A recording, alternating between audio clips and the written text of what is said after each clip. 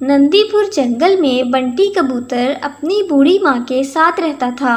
वो बहुत ईमानदार और नरम दिल का मालिक था।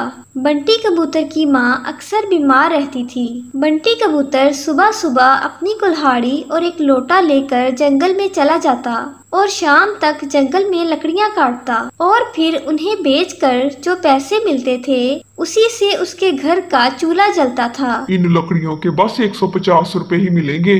सिर्फ 150 रुपए तो बहुत कम है कालू भैया। मैं पूरा दिन लकड़ियाँ काटता हूँ, तब जाकर इतनी लकड़ियाँ ला पाता हूँ। मुझसे ज्यादा जुबान मत चलाओ। ये मत भूलो कि मैं तुमसे लकड़ियाँ खरीद रहा हूँ। दूसरे जंगल के व्यापारी तो ऐसी लकड़ियाँ लेते भी नहीं हैं। कालू कौवा बंटी कबूतर का पड़ोसी था जो लकड़ियों का व्यापार करता था। वो बंटी कबूतर के भोलेपन का फायदा उठाता था और उसे लकड़ियों के बहुत ही कम पैसे देता था।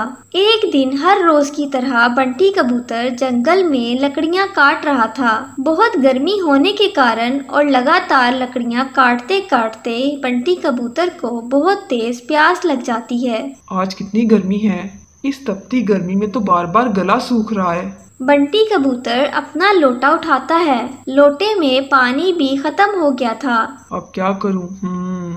ऐसा करता हूँ, जंगल के उस पार नदी है, वहाँ से पानी भर कर लाता हूँ। चलते चलते बंटी कबूतर को बहुत समय लग जाता है। ओहो, और कितनी दूर है ये नदी? कुछ समय और चलते चलते आखिरकार बंटी कबूतर उस नदी पर पहुंच जाता है और अपने लोटे में पानी भरता है और वो अपनी प्यास बुझाता है और अपने लोटे में कुछ पानी रख लेता है और फिर जंगल की ओर चल पड़ता है। चलते चलते उसकी नजर एक हिरन के बच्चे पर पड़ती है जो एक पेड़ के नीचे अकेला सहमा हुआ बैठा था। अरे, ये हिरन का बच्चा तो बहुत छोटा लगता है अपनी माँ से बिछड़ गया है। बंटी कबूतर हिरन के बच्चे के पास जाता है और उसे प्यार से सहलाता है। तुम यहाँ अकेले क्या कर रहे हो? अगर किसी बड़े जानवर ने तुम्हें यहाँ देख लिया तो मुसीबत हो सकती है। नन्हा हिरन का बच्चा बड़ी बड़ी आँखों से बंटी कबूतर को देख रहा था। तुम्हें भूख लगी होगी, ये लो थोड़ा पानी पी लो। बंटी कबूतर उसे अपने लोटे में से पानी पिलाता है। हिरन का बच्चा पानी पीते ही खड़ा हो जाता है और वो वहाँ से भाग जाता है। वहीं बंटी कबूतर को पेड़ पर चढ़ी एक बड़ी सी अंगूर की बेल दिखती है जिस पर बहुत से अंगूर लगे हुए थे। अरे वाह, कितने सारे अंगूर लगे हैं। दिखने में तो बहुत रसीले लग रहे हैं। बंटी कबूतर एक अंगूर का गुच्छा तोड़ता है और एक अंगूर खाता है। तभी बंटी कबूतर में एकदम से ताकत आ जाती है। ये क्या? इसे खाते ही मेरी सारी थकान दूर हो गई। ये अंगूर तो बहुत ही ताकतवर हैं। तभी बंटी कबूतर के हाथ में पकड़े हुए सारे अंगूर सोने के बन जाते हैं। बंटी कबूतर उन अंगूरों को देखता है तो वो सोने के बन गए थे। अरे, ये अंगूर सोने के कैसे बन गए?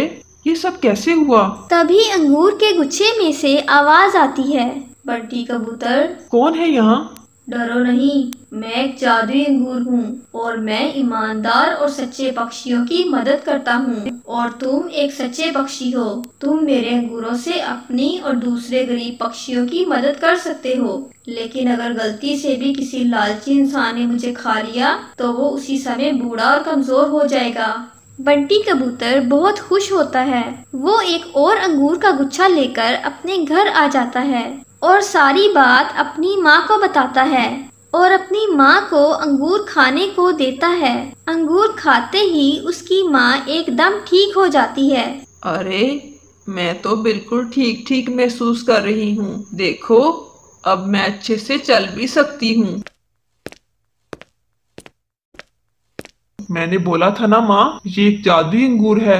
बंटी कबूतर के पास जितने भी अंगूर थे वो सब सोने के बन जाते हैं और बंटी कबूतर उन्हें बेचकर पैसे कमा लेता है और अपने लिए एक सुंदर सा घर बना लेता है।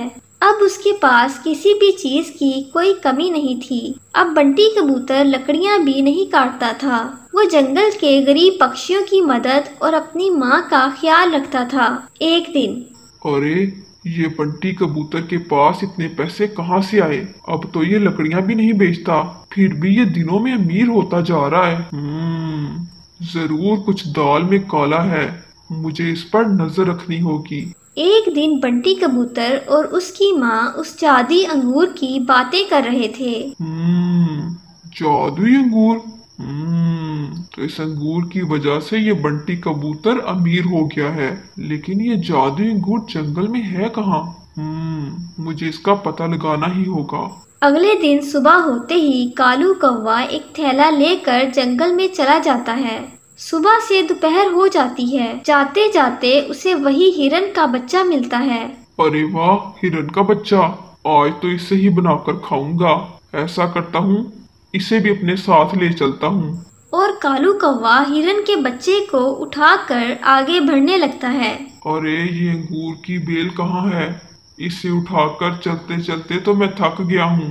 कालू कौवा हिरन के बच्चे को नीचे फेंक देता है और उसकी एक टांग पकड़कर उसे घसीटता हुआ जंगल में आगे बढ़ने लगता है। हिरन के बच्चे को बहुत चोट भी आ जाती है। तभी कालू कौवे को अंगूर के गुच्छों से भरी अंगूर की बेल दिखती है। अरे वाह, ये रही ये जादुई अंगूर की बेल। कितनी देर से इसे ढूंढ रहा था। कालू कौवा अंगूर के गुच्छे तोड़ना शुरू करता है। सारे अंगूर अभी ले जाता हूँ। अब उस पागल बंटी कबूतर को यहाँ से कुछ नहीं मिलेगा। कालू कौवा सारे अंगूर तोड़ लेता है और उसे एक थैले में भरना शुरू करता है। अरे मैं तो बहुत थक गया हूँ, कुछ अंगूर यही खा लेता हूँ। कालू कौवा जैसे ही एक अंगूर अपने मुंह में डालता है तो वो एकदम से बूढ़ा हो जाता है और उसके शरीर में बहुत ही कमजोरी आ जाती है। अरे मुझे ये क्या हो गया? मैं इतना कमजोर कैसे हो गया? ये अंगूर कैसे अंगूर थे? हे भगवान, अब मैं क्या करूं? कालू कौवा सारे अंगूर और हिरन का बच्चा वहीं छोड़कर वहां से धीरे धीरे चलकर घर वापस आ जाता है। लालची लोग मुझे कभी हासिल नहीं कर सकते। और सारे अंगूर फिर से उसी पेड़ पर लग जाते हैं। उधर बंटी कबूतर बहुत खुश था। वो जंगल के सभी गरीब पक्षियों को भोजन भी खिलाता था। सब पक्षी बंटी कबूतर की अच्छाई की तारीफ करते थे।